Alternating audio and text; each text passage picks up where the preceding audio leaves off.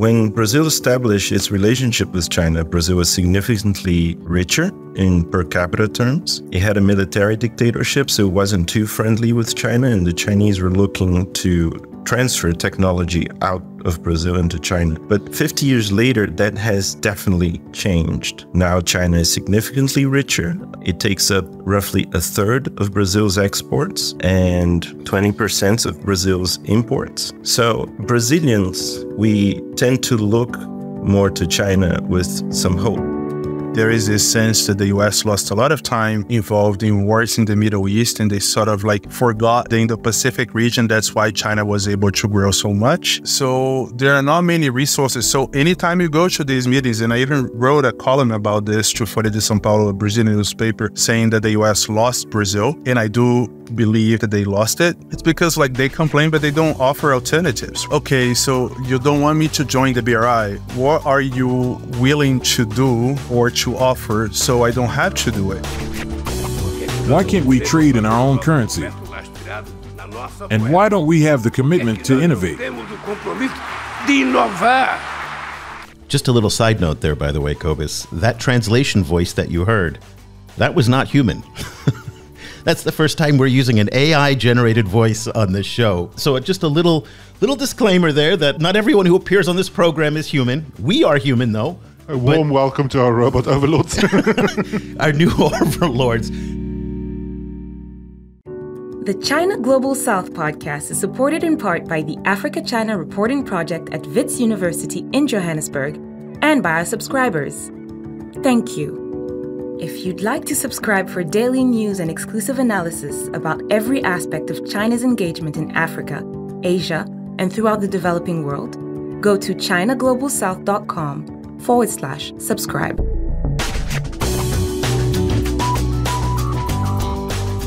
Hello and welcome to another edition of the China Global South podcast, a proud member of the Sinica Podcast Network. I'm Eric Olander in Ho Chi Minh City, Vietnam, and as always, I'm joined by CGSP's managing editor, Cobus van Staden, in Cape Town, South Africa. A very good afternoon to you, Cobus. Good afternoon. Cobus, we're taking a break from our Africa coverage that we were doing all throughout the month of August over on our Africa channel. We're starting to focus again on some other parts of the world, and we're going to head down south to South America today to talk about China-Brazil relations. Last month, on August 15th to be precise, China and Brazil marked the 50th anniversary of diplomatic ties. And that anniversary, which these things matter a lot to the Chinese, I mean, they really play them up a lot more, I think, than other countries do, has also coincided with a surge of trade and investment. And then there was this story that crossed on Thursday from the South China Morning Post. And let me read it to you because I want to get your reaction to it.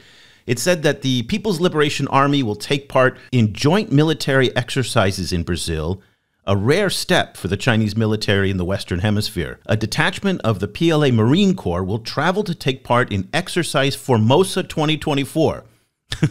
It's an unusual name, and we'll get to that. Formosa 2024, remember that. At the invitation of the Brazilian military. That was according to the Chinese Defense Ministry. Now, China's Defense Ministry didn't say when these exercises are going to take place, but there is no doubt in my mind that if Senator Marco Rubio was peeing in his pants about a Chinese listening base in Cuba, that the idea of having Chinese military forces in the Western Hemisphere right in an election year in the United States, and not to mention the fact that they named it Formosa 2024, which Formosa is another word for the word Taiwan, for the island of Taiwan. I don't know if that was what they intended to do, but this is probably not going to go down well in the United States. I'll tell you that right now. Yeah, definitely. Particularly during an election year, I think people will probably freak out. But it's very interesting to see that they're doing it in the Western Hemisphere. That itself is notable, even no election year, you know. So yeah, that's very interesting. And clearly South Africa was a trailblazer in terms of Southern Global South military exercises, yeah.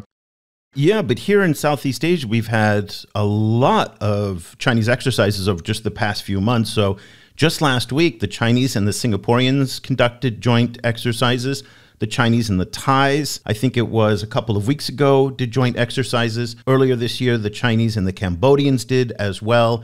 And then the Chinese and the Russians in the South China Sea earlier this year conducted joint naval exercises, and we just got word that the Chinese and Russians are going to do joint exercises up north off the coast of Japan. And then, of course, the Chinese were operating with the Russians as well, right off the coast of the United States, and didn't cross near the Bering Strait. That's up near Alaska. Came very close to the border, but didn't cross into it.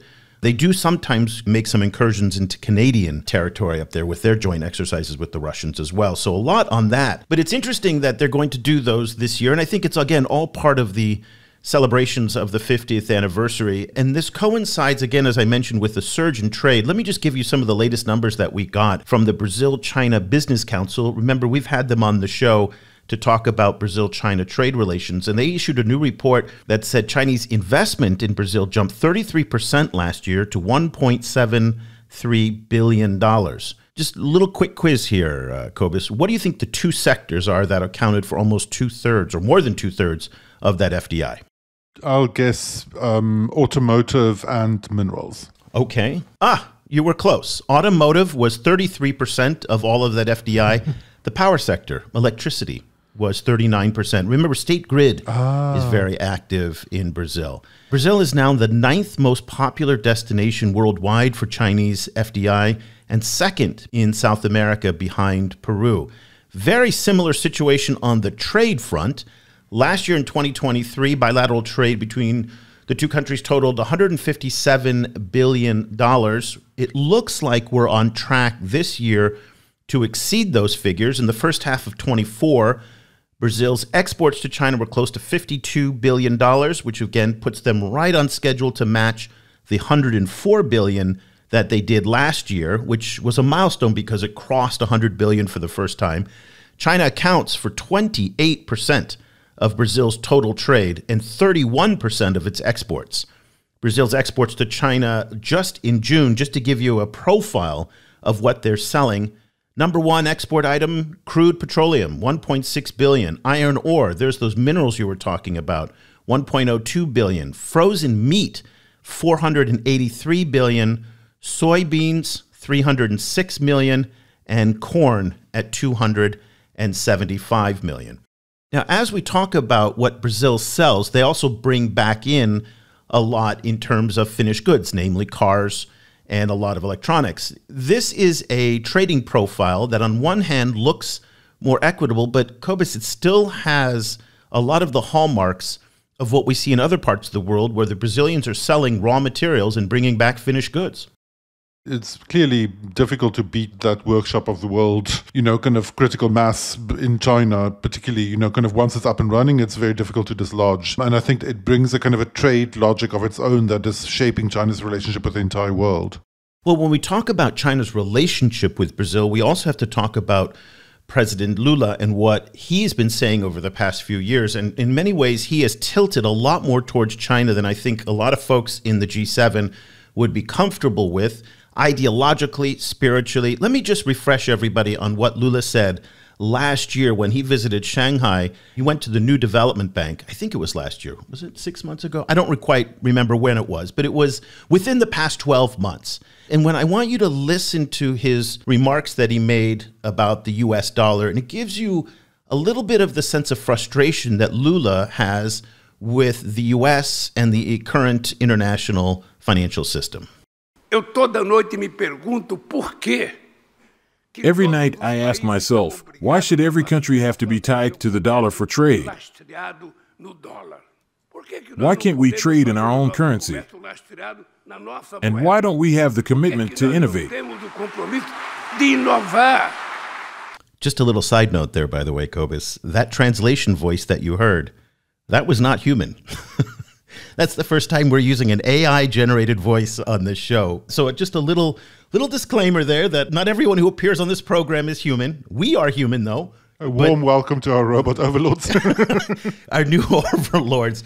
But it's interesting because what I'm hoping we're going to be able to do is now use AI to translate and bring more voices of different Global South folks onto the show, because now we can do this. So a little side note there.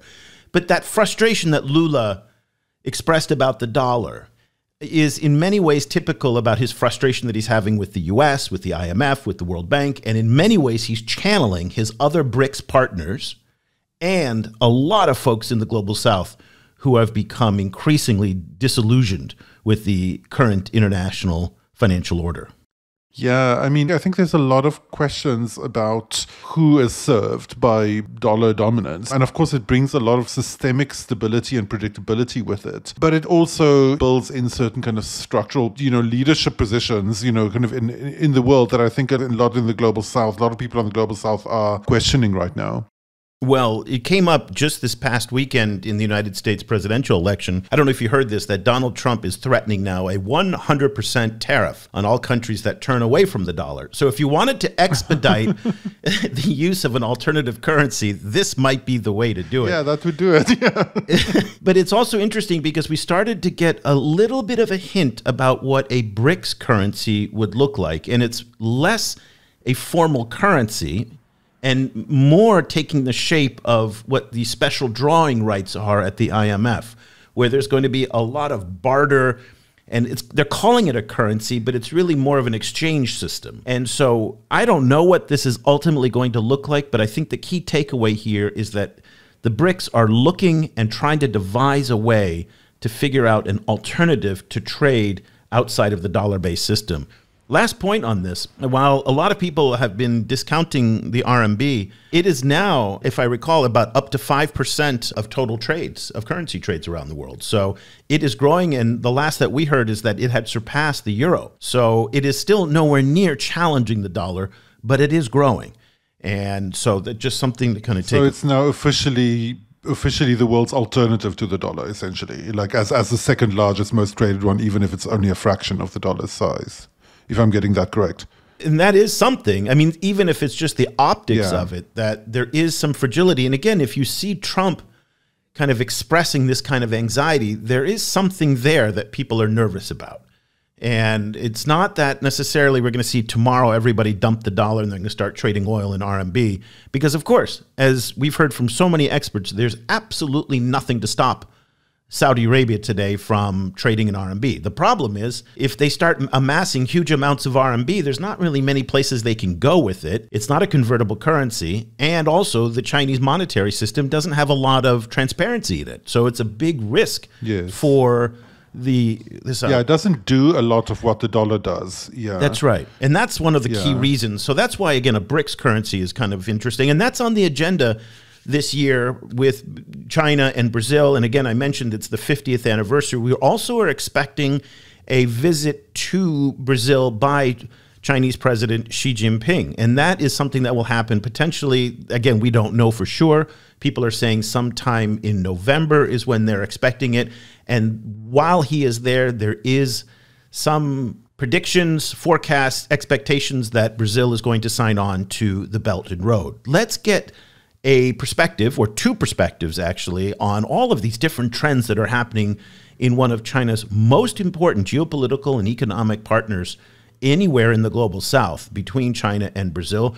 I had a chance to speak with Igor Patrick, who's a correspondent for the South China Morning Post based in Washington, D.C.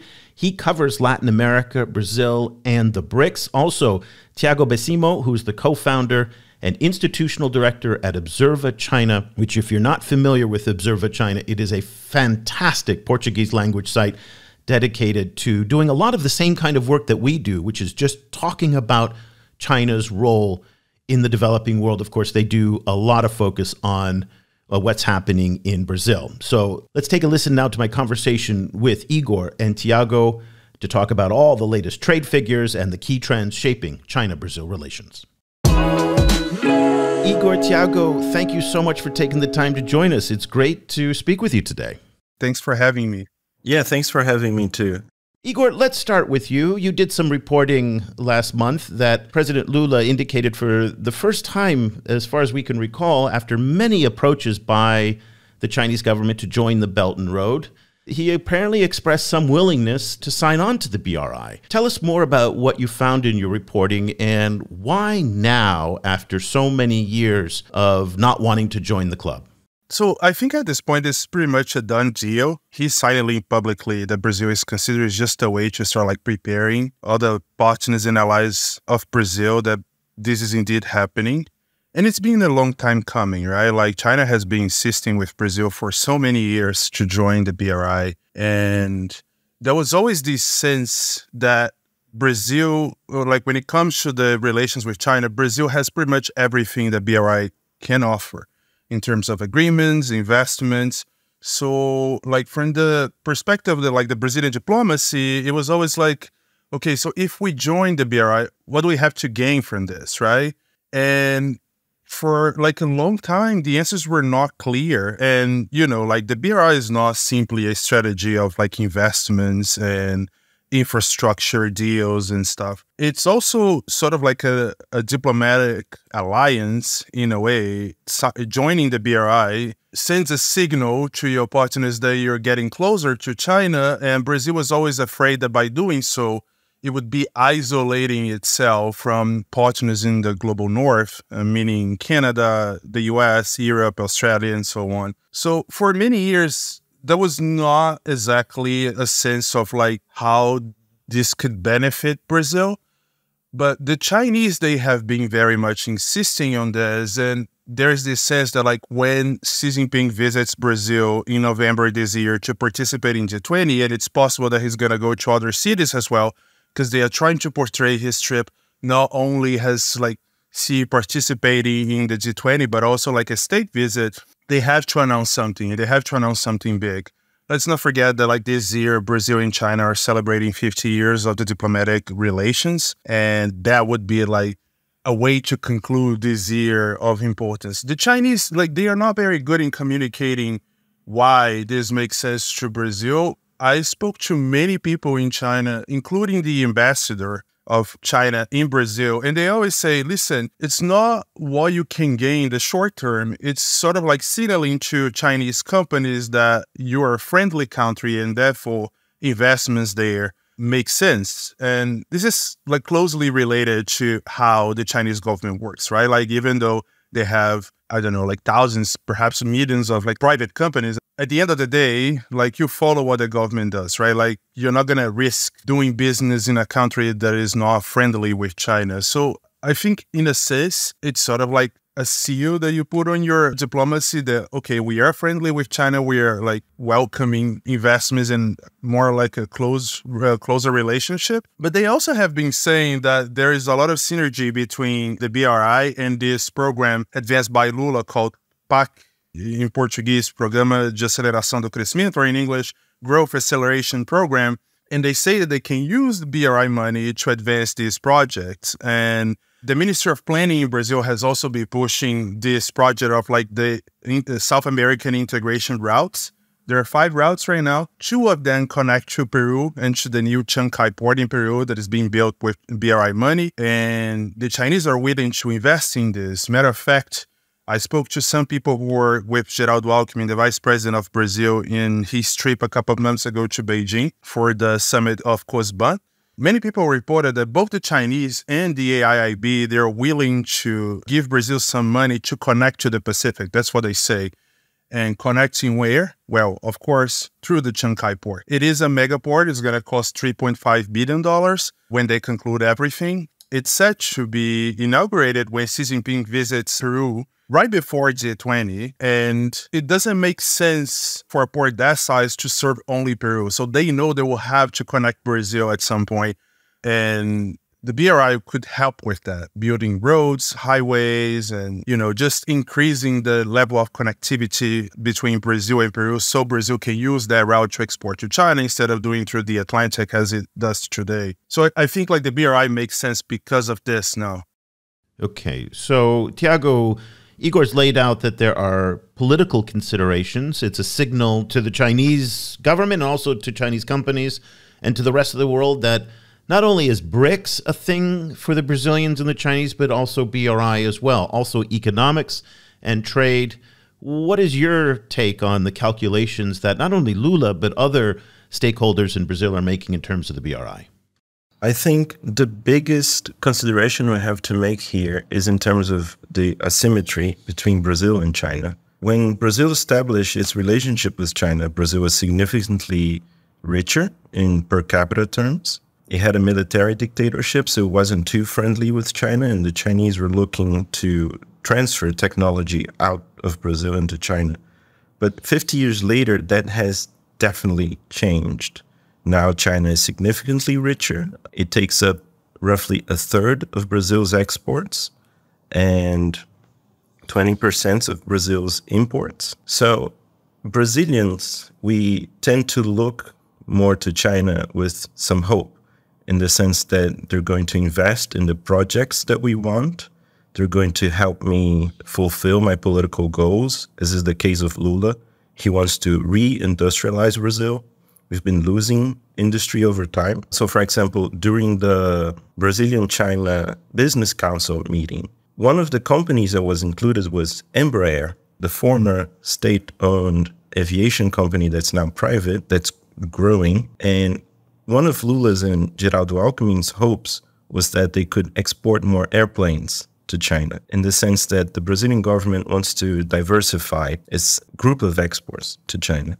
But other actors in Brazil, they are definitely looking to China just for business. It's a very interesting relationship in that sense that, yes, there are political considerations, but most stakeholders in Brazil see this as beneficial and commercial and non-controversial, in the sense that China wants to buy from Brazil. We have what they want, so we're going to sell it. And whatever helps us get there, we'll do it. That's the overview of how the Brazilian-China relationship feels. It's a departure from what China's doing elsewhere, like, say, the China-Australia relationship, China-Philippines. We're seeing it heating up. The Brazil-China relationship is weirdly non-controversial at most. But there is some resistance, like Igor said. We have to be a bit careful when it comes to signing the BRI. We need to know what we're gaining from it. And it's not very clear. And we can't forget that in the previous administration, under Jair Bolsonaro, he was very hostile to China.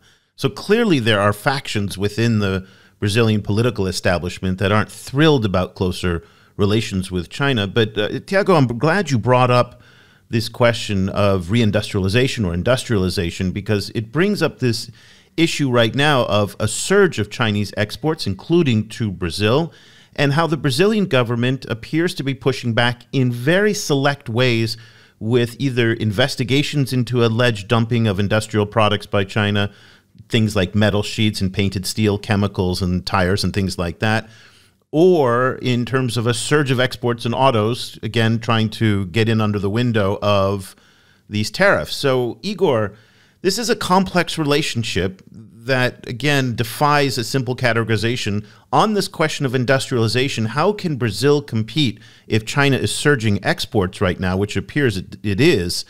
The fact is that the China price is probably going to be cheaper than the Brazil price on a lot of the things that Brazil wants to make. What does that trade relationship look like in the space of industrial goods? It's very complex indeed. And you mentioned some stuff, right? Like EVs and steel. I think we have to find areas where it is still possible to compete. Steel is one of them. Brazil is, like, historically a big exporter of steel as well.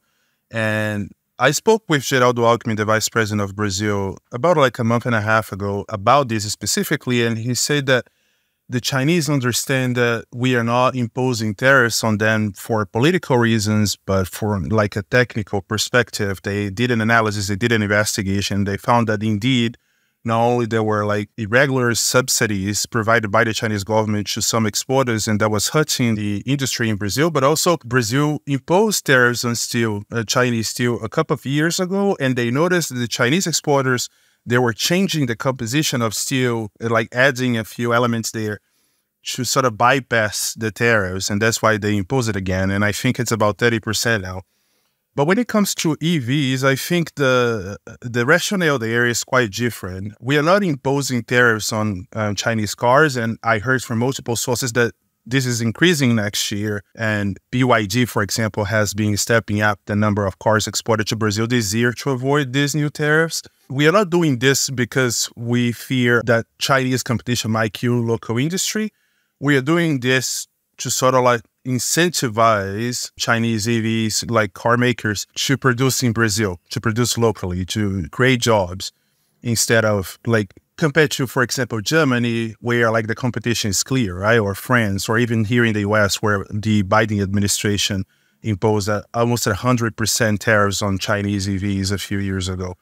But look, like this is not very different from like what we hear even here in the global north, like here in the US, for example. Yeah, well, Donald Trump says the same thing. Build the Chinese factories in the US and we'll be fine. Exactly. Yeah, Trump was like, well, right now they're building factories at the border with Mexico and taking advantage of the USMCA. At the beginning of this year, I was in Mexico reporting precisely about this issue on whether or not Chinese companies were like sort of like exploiting the USMCA rules to export to the US and bypass the tariffs. And Trump was like, look, if you want to build factories here in the US, you're more than welcome to join.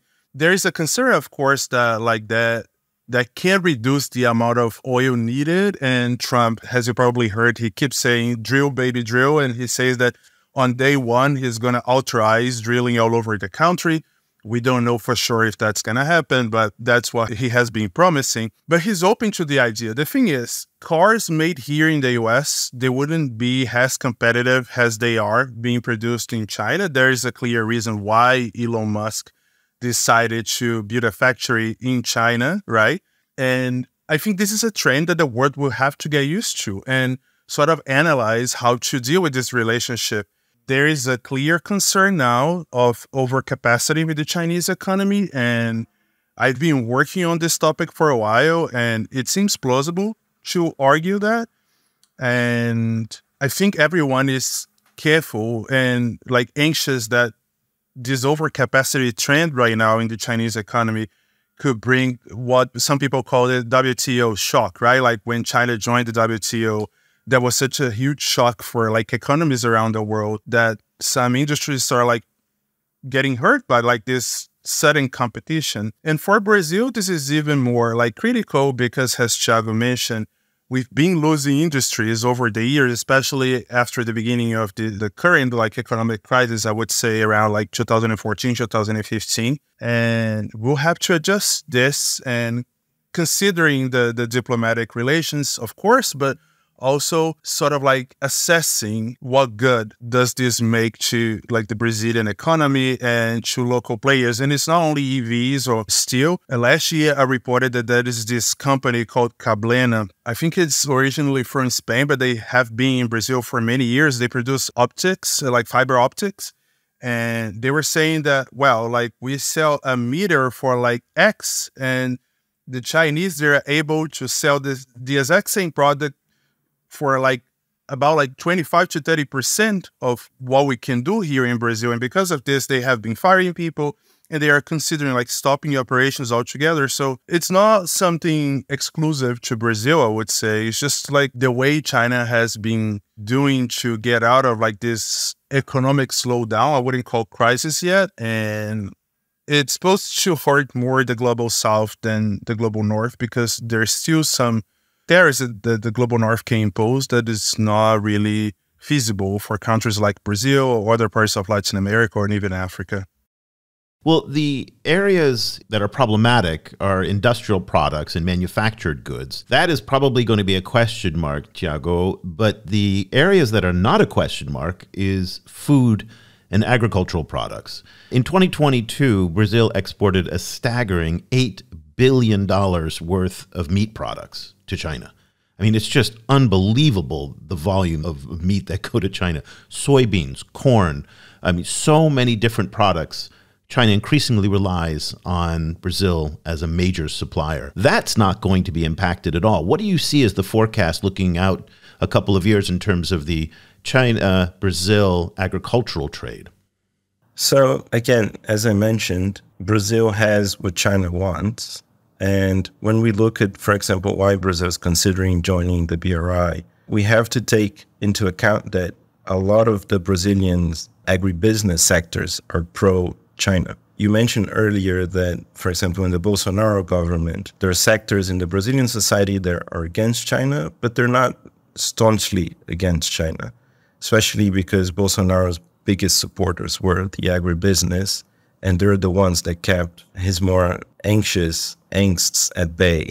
Yeah, and trade didn't go down during the Bolsonaro years, right? So despite all the rhetoric, it's a little bit like Trump. There was a lot of huffing and puffing, but it didn't impact the economic relationship. Yeah, exactly. Trade didn't go down because the relationship is just not that political yet. A lot of Bolsonaro's posturing comes from his ideology and not necessarily some problems that we are facing in Brazil. And it's worth mentioning because I think those exports are only going up. Productivity in Brazil is increasing, even though we have our climate change challenges, but productivity is increasing, market access is increasing.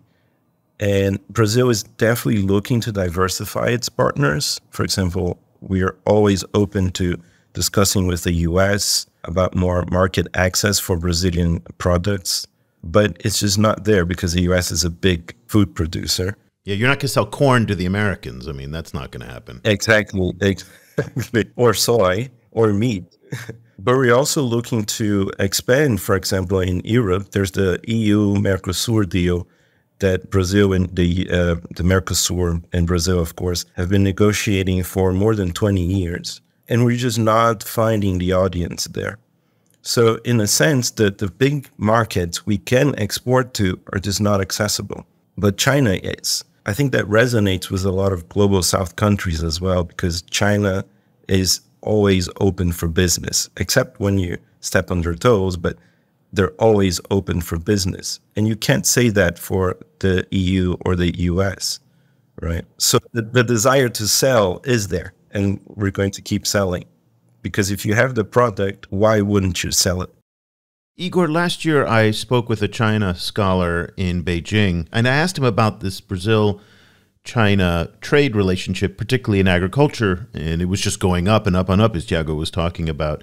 I said, what's driving it? And part of the reason that this scholar told me was to reduce the dependence on the United States for food. And so we've seen a shift of corn and soybean and beef exports coming from Brazil, in part, according to the scholar, because there's just a discomfort in China for being too reliant on the U.S. for food, given the direction that this relationship is going in.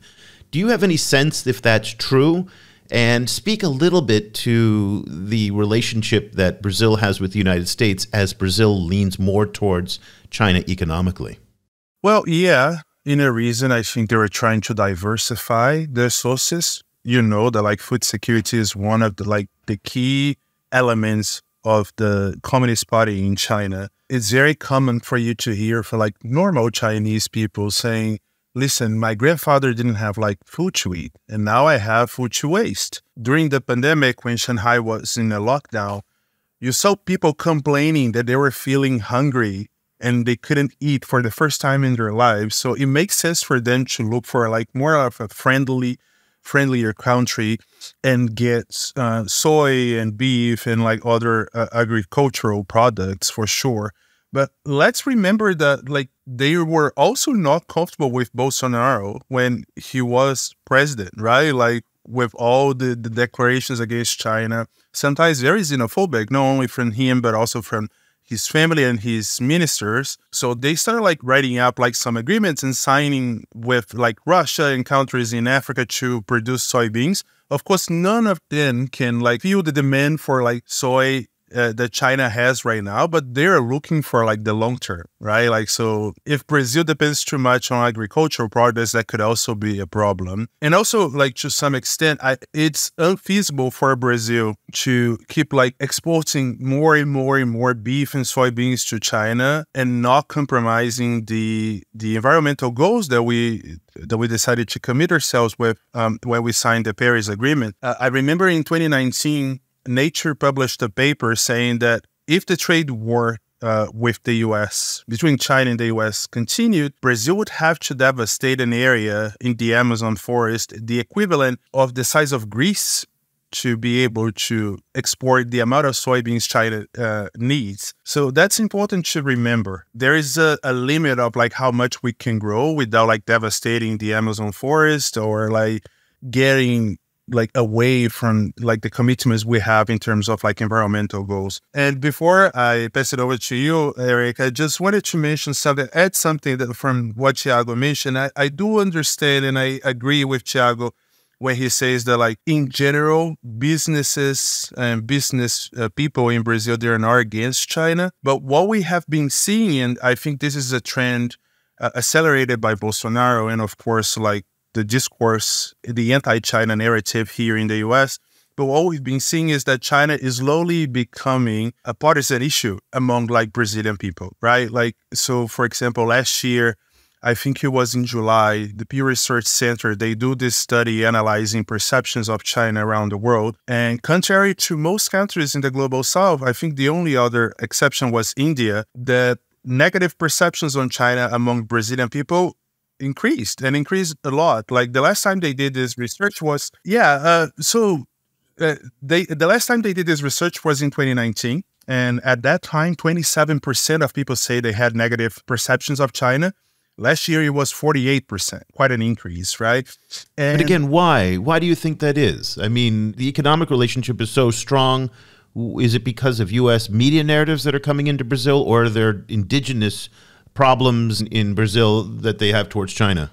Yes, I agree that the media narrative helps, but I don't think that's the only reason here. I spoke to some researchers at the Pew Research Center at that time, and they say that, for example, the pandemic helped like increase these negative views of China. Many people like started to make this correlation between China and what Brazil was suffering from the pandemic at that time. And Bolsonaro was also very effective in sort of like calling COVID a China virus, just the way like Trump did here in the US. And his son, Eduardo Bolsonaro, had a public fight with the ambassador, the Chinese ambassador at the time on Twitter. China demanded Brazil to apologize. There were even reports that Bolsonaro tried to call Xi Jinping to apologize, and Xi Jinping refused to accept his call. So you can see now, like when you break down the numbers, like this 48%, most people that say they have negative perceptions or opinions on China, they tend to vote to Bolsonaro and the far right in Brazil, right? And most people who have like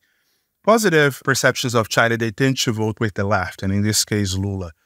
So what we're seeing in Brazil right now is pretty similar to what we had in the US a few years ago. Now it seems that it's bipartisan here, like both sides say they have like negative perceptions of China, but it wasn't until yesterday that like Republicans would be against China and the Democrats, they would be at least more open to dialogue. That's not the case here in the US anymore, but I wouldn't exclude a scenario where this relationship between Brazil and China becomes so important and so clear to like the normal, like the standard Brazilian voter, that this can become part of like domestic politics. Let's not forget that when Lula was running for president for the third time before like his term now, he had a meeting with a few like business people in São Paulo. And again, like he repeated a narrative that used to be aligned with like Bolsonaro, like China is trying to buy Brazil. We need to assess like what this relationship is doing to our economy. And many people saw at that time that was just like a political move. But it's a fact that many people are like increasingly anxious with like the effects of this relationship to the economy and to their own businesses in Brazil. I wouldn't discard a scenario where this relationship starts to become contentious as well, even in a country where we don't necessarily have the same problems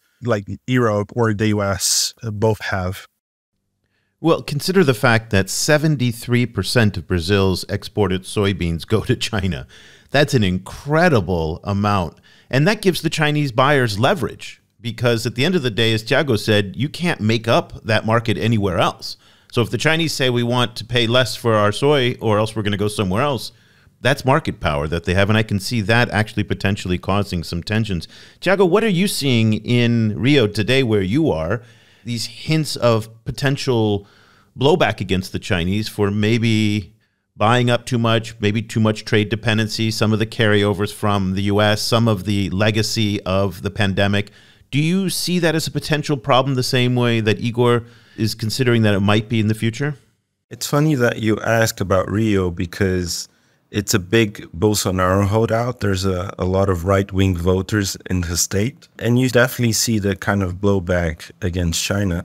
But I would also like to add that it's not just the pandemic that made people anti-China. We also have a growing right-wing movement that's fueled by different sectors in society. One of the big ones are the evangelicals in Brazil. Brazil is a historically Catholic country, but almost 40% of the population now is evangelical Protestants, and they tend to be more politically engaged, pro-right-wing, anti-China.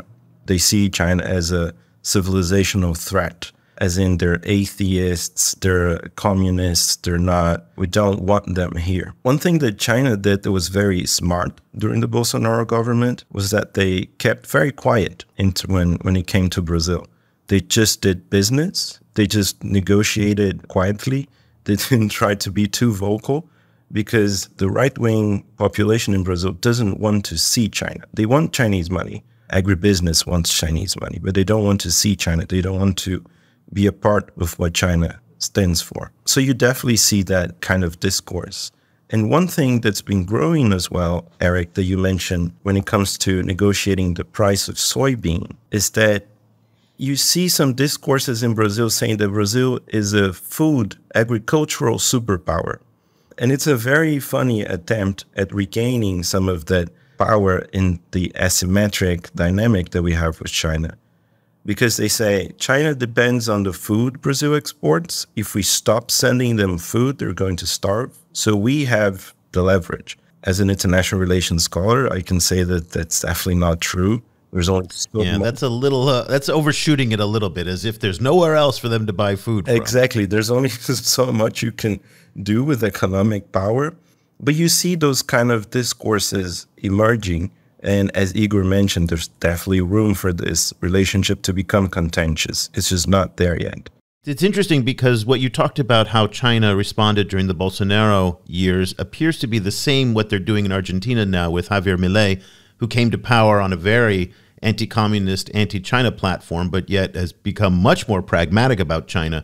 But China itself has not responded. Very quickly, guys, before we go, because I know you're very busy and I want to let you get back to your day. Igor, you're sitting in Washington. There you are in the ground zero for the great power competition between the U.S. and China. When you talk to folks in D.C. about the Brazil-China relationship, what do they think of it? And do they see China's encroachment as a threat? We know that Southcom Commander Laura Richardson is constantly talking about China's growing presence in Central and South America. What is the view from Washington, where you report for the South China Morning Post, on the Brazil-China relationship? They're definitely not happy. And indeed, Laura Richardson has been pretty vocal about it. In every event she goes, she talks about China. She went to Brazil, I think it was like 2 months ago, for a military exercise. And like she did talk to media in Brazil, and she made a speech sort of like alerting Brazil, trying to convince the Brazilian government not to join the BRI, saying that you have to look for the fine print when you sign these deals. There is clearly a discomfort here in the US about this China sway, not only in Brazil, but in Latin America. But of course, like Brazil being the biggest economy in the region, it's more important to them, right? Like, I even heard some people saying, listen, this new port in Peru, this Chancay port, it is a pain, yes, now, but like, just wait until Brazil gets connected. That's when it's going to become a huge problem. And they say, like, they use some like weird arguments, like this is going to help the Chinese increase surveillance in Latin America, and who is going to like scan the goods exported out of that port. When in fact, it's like American scanners, but they say that the Chinese control the data. But at the end of the day, they're not comfortable with the fact that China is increasing its way in the region, and it's becoming more crucial for many countries there, a role that the US used to be like vital, right? Like, but at the same time, there's this recognition that there is just so much the US can do. Right now, the focus here, like economically speaking, diplomatically speaking, is in the Indo-Pacific. There is this sense that the US lost a lot of time involved in wars in the Middle East, and they sort of like forgot the Indo-Pacific region. That's why China was able to grow so much. So there are not many resources. So anytime you go to these meetings, and I even wrote a column about this to Folha de São Paulo, a Brazilian newspaper, saying that the US lost Brazil, and I do believe that they lost it. It's because like they complain, but they don't offer alternatives, right? Okay, so you don't want me to join the BRI. What are you willing to do or to offer so I don't have to do it? And the US has, for example, the Americas Partnership, but there are not many tangible stuff out of that initiative either. Like the US has been... No, there's no preferential market access. So people say, what's the point? Yeah, like the US has been pretty resistant to like signing trade deals. I think this era is over here. Traditionally, the US doesn't invest in infrastructure using state money. It's usually through like private companies that are not really willing to invest in these countries, except when they get subsidies from the government. So the CHIPS Act, for example, convinced Intel to build a factory in Costa Rica. But besides this, there's not much money available. I went to this hearing at the U.S. Senate, I think it was 3 or 4 months ago, and they were talking about the DFC, which is the American response to the BRI, right? Like money to invest all over the world in infrastructure. And they say that because they use the classification used by the World Bank to sort of like label countries as like a middle income, lower income, upper middle income, and developed country, that prevents them from investing in countries that are vital to the American diplomacy, including Brazil. They did say we want to invest in Brazil, but there's this cap in terms of what kind of economies we can invest money in. And Brazil doesn't like make to the cutout. So yeah, like I think they will keep complaining and raising the issues of like, you know, human rights and democracy and whatever. But at the end of the day, like these are all very important values. But these countries, they have an infrastructure deficit. They have to provide for their people. They are looking for the next election cycle. And if you're here just complaining and the only thing you have to give us is a lecture, I think the choice is clear. Let me tell you, Igor, everything that you just said in that response is exactly the same thing that we hear in Africa, in the Middle East, here in Southeast Asia. It's literally verbatim. And so it's a very common complaint. Thiago, let's end our discussion with you on this same issue of how the great power competition is seen from Brazil, particularly in relation to the U.S. and their perceptions of the Brazil-China relationship. There's not much to say. Brazil is always looking to negotiate between two partners, but we don't find a viable partner in the U.S. or the EU. It's just like Igor said, you're looking to make deals, you go to China for that. We certainly have different preferences within Brazilian society. The military is usually pro-US, but there's not much to say. Brazil has held its independent foreign policy for a while, or Ministry of Foreign Affairs. It tends to be very independent, to have interests all over the world. And as much as you can balance between the two, you will. But we're definitely seeing Brazil working more with China nowadays. It's easier to work within the BRICS than it is to reform the United Nations. It's easier to join Chinese-led institutions like the AIIB or the New Development Bank than it is to deal with the World Bank or the IMF. But that doesn't mean that Brazil is trying to pick sides. We're just trying to navigate a very divisive world order as best as we can. Just to add one point, let's just remember what happened when Lula got elected and was inaugurated. The first country he visited was the US, right? Like he came here to meet with Biden. That was after our own version of the January 6th invasion of like Congress and in our case, the presidential palace as well. And they had a summit with Biden here, not a summit, sort of like a bilateral meeting.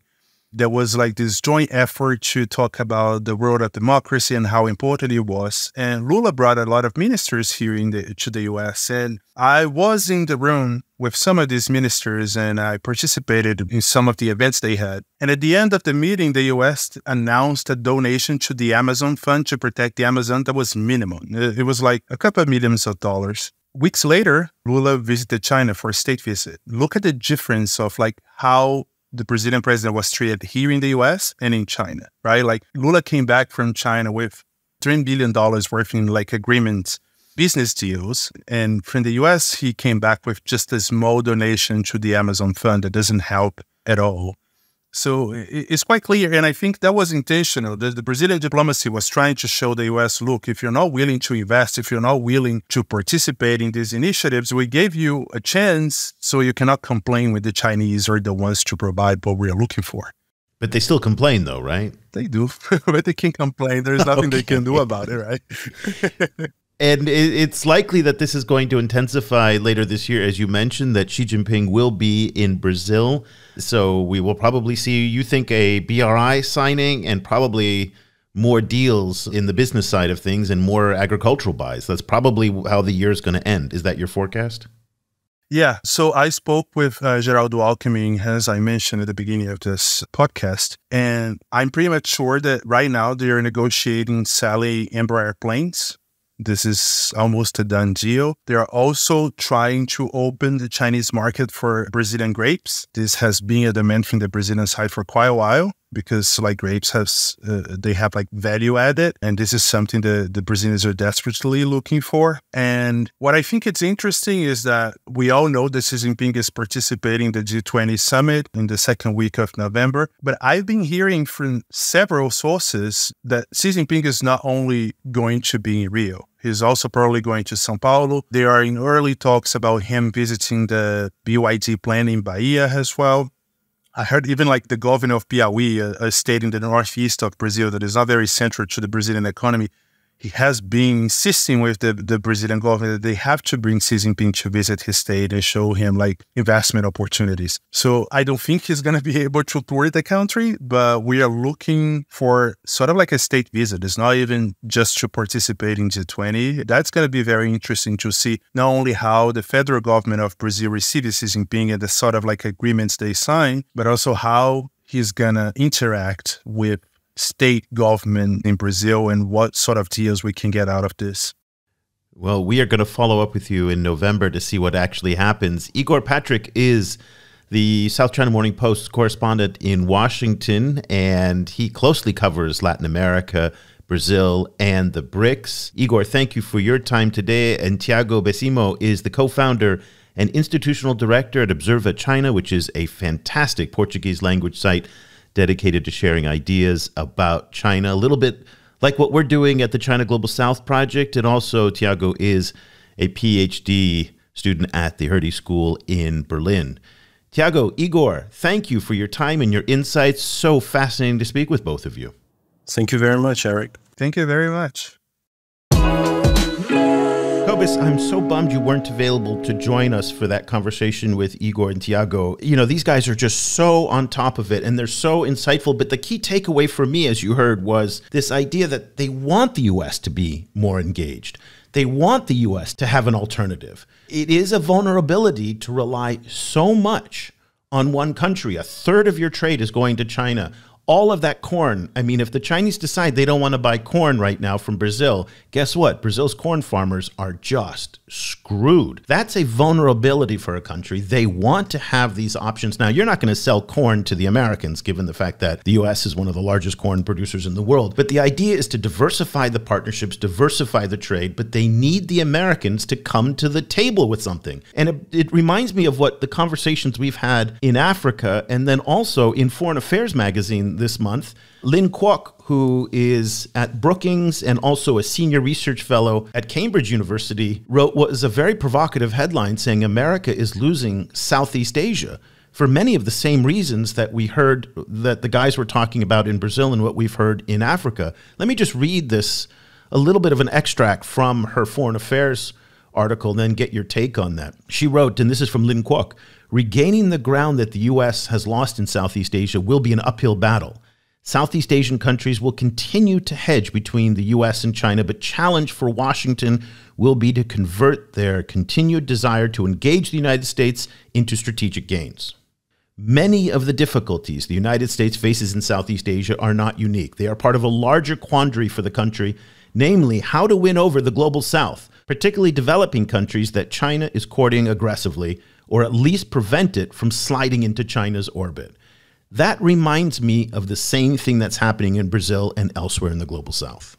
Yes, in so many ways, the combination of very attentive diplomacy and very high levels of trade makes for a difficult combination to dislodge, particularly when the US can't really offer those kind of trade incentives. It's politically impossible at the moment in the US to do so. And for a lot of other reasons, it doesn't tend to do the same kind of very kind of like close diplomacy as China does. So it's a very interesting situation. I think it's mirrored in Africa, certainly.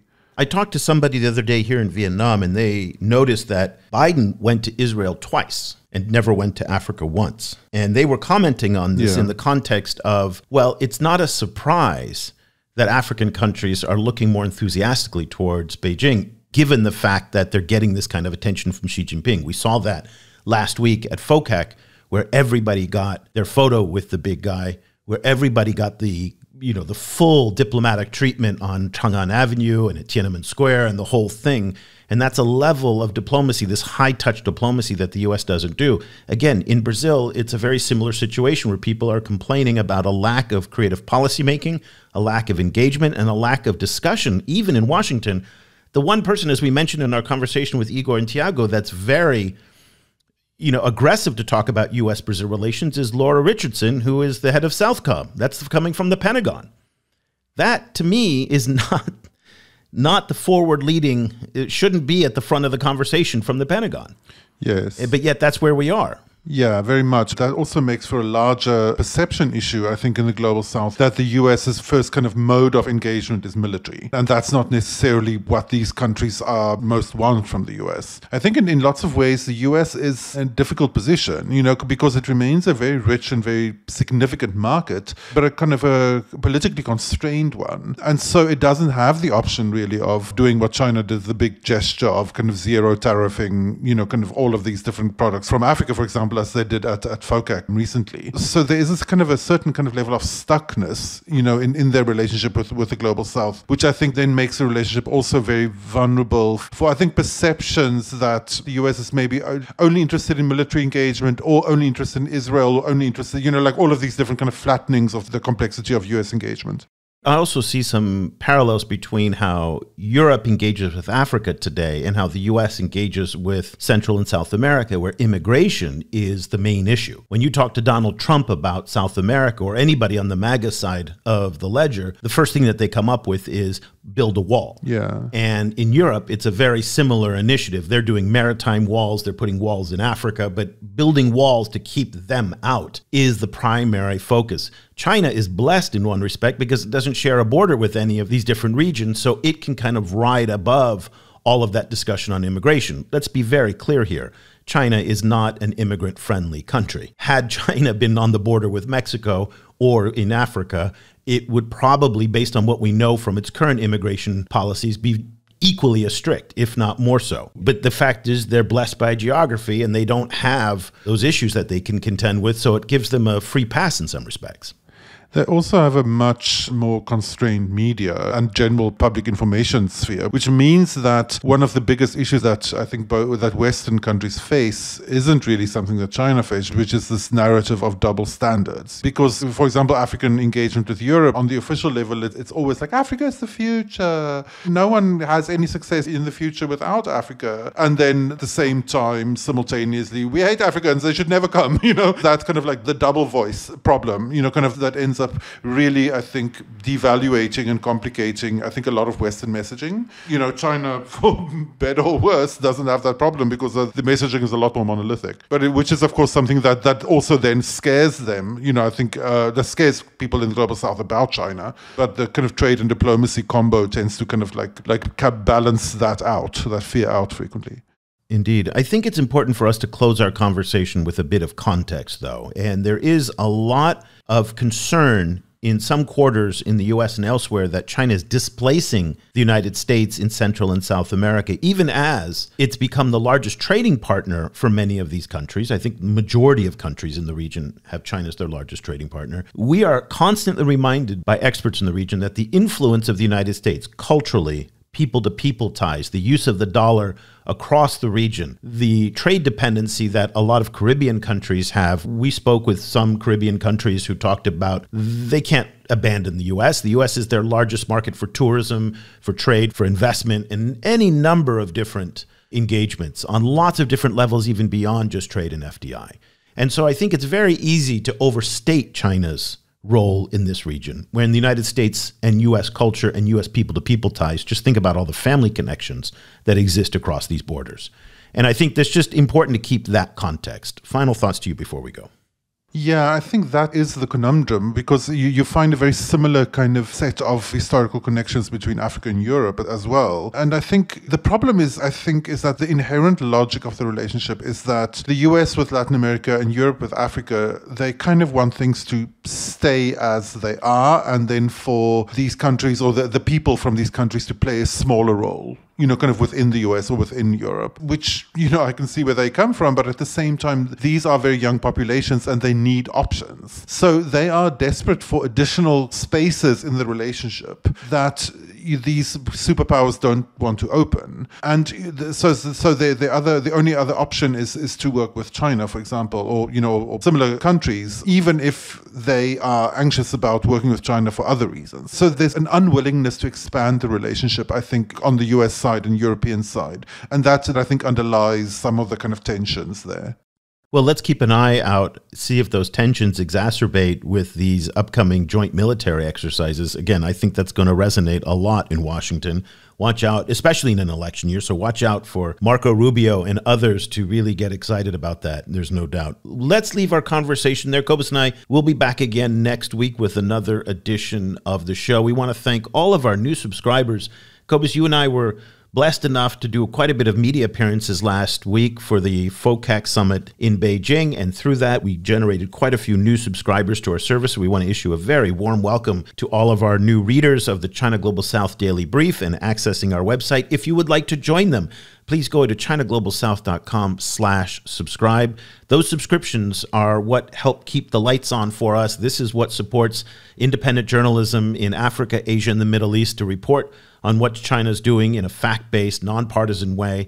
Also, if you are a student or a teacher and you would like a half-off discount, email me, eric@ChinaGlobalSouth.com, and I will send you the links for that discount. And of course, we want to thank all of our Patreon subscribers. If you'd like to support us on Patreon, go ahead and do it right there in the show notes. You can click there on the link, and it's a measurable help for us to have your support. So thank you so much. Cobus and I will be back again next week. So for Cobus in Cape Town, I still haven't gotten over the fact that you moved to Cape Town. Cobus in Cape Town, I'm Eric Olander in Ho Chi Minh City. Until next time, thanks so much for listening. The discussion continues online.